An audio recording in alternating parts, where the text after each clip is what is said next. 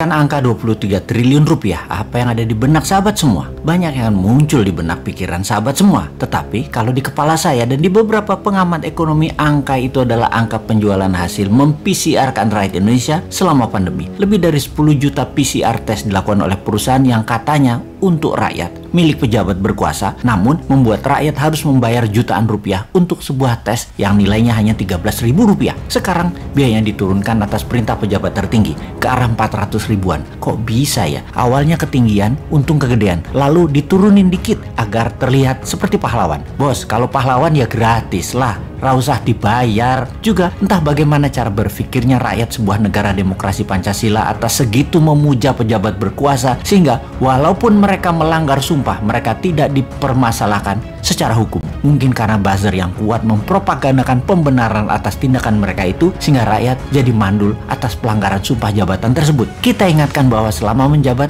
seorang pejabat itu disumpah sumpah jabatan, yang salah satu isinya dilarang memperkaya diri sendiri dengan membuat kebijakan yang menguntungkan dirinya atau memperkaya orang lain. Hal ini sekarang dilakukan oleh orang di sekeliling penguasa yang baik, yang jujur, yang rendah hati pilihan rakyat tersebut, namun membiarkan banyak penyalahgunaan jabatan oleh orang-orang di sekelilingnya. Ini bukan kita loh yang mengatakan, ini dikatakan dengan tegas berkali-kali oleh Profesor Mahfud MD. Lupa itu sebelum dia menjabat sih bicara begitu. Namun setelah beliau menjabat, ternyata beliau banyak nonton sinetron, sehingga rekan sejawatnya yang banyak putar-putar peraturan kebijakan untuk keuntungan kroni-kroninya, beliau nggak sensitif lagi. Rekening cocok sih mungkin membuat dia lupa akan suara rakyat. Saya jadi teringat bagaimana Partai Komunis Tiongkok. Anggota partai itu 80 juta orang. Semua pegawai negerinya Tiongkok adalah anggota Partai Komunis. 80 juta orang ini adalah orang yang mengelola 1,4 miliar manusia Tiongkok. Ketatnya organisasi dengan 80 juta anggota tersebut membuat solid 1,3 miliar manusia manut, taat, dan takut. Atau bahasa gangster mafioso Al Capone pernah mengatakan, kepolisian yang tidak terorganisir akan kalah dengan gangster terorganisir, walaupun kekuatan gangster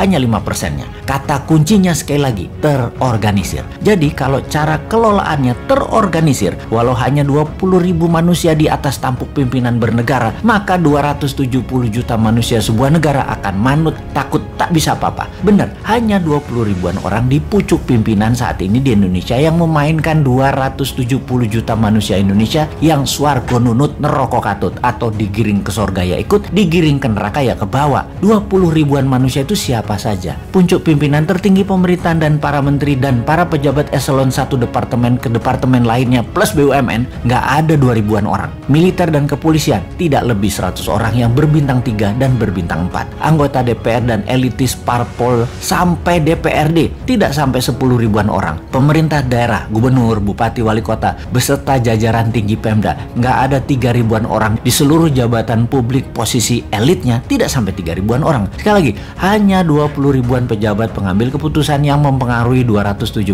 juta manusia Indonesia. Mau dibuat pinter rakyatnya, mentalnya mau jadi kuat, manusianya menjadi produktif, atau mau dibuat rakyat Indonesia ini menjadi malas, manut, takut, atau mau dibuat menjadi negara yang ditakuti dunia, dihormati, menjadi negara kaya, menjadi negara superpower militernya, menjadi negara yang mendominasi laut, ya hanya 20 ribuan orang ini saja yang bekerja. Kalau 20 ribuan orang ini pragmatis, meniru pucuk-pucuk pimpinan jabatan yang kasual, yang memainkan kebijakan untuk kepentingan kantongnya dan kroninya, ya semuanya yang 20 ribuan ini ya mayoritas jadi pebisnis berdagang dan memanfaatkan jabatannya demi kroni dan dirinya secara sembunyi-sembunyi atau terang-terangan, seperti kasus PCR dan Pandora Papers yang didiamkan itu. Jadi selamat kepada para pejabat yang 20 ribuan orang tersebut. Teruslah membuat Indonesia gini-gini aja. GDP nggak naik, uang beredar dibatasi supaya masyarakat jadi nggak pinter, menjadikan Indonesia negara yang takut sama Tiongkok, menjadi negara yang selalu berhutang. Lanjutkan deh. Dan kepada masyarakat yang kagum dengan pejabatnya, teruslah rebahan, teruslah tidak baca buku dan tidak tahu berita dunia, teruslah menjadi pasar produk asing, teruslah mendukung hutang. Pokoknya dukung aja.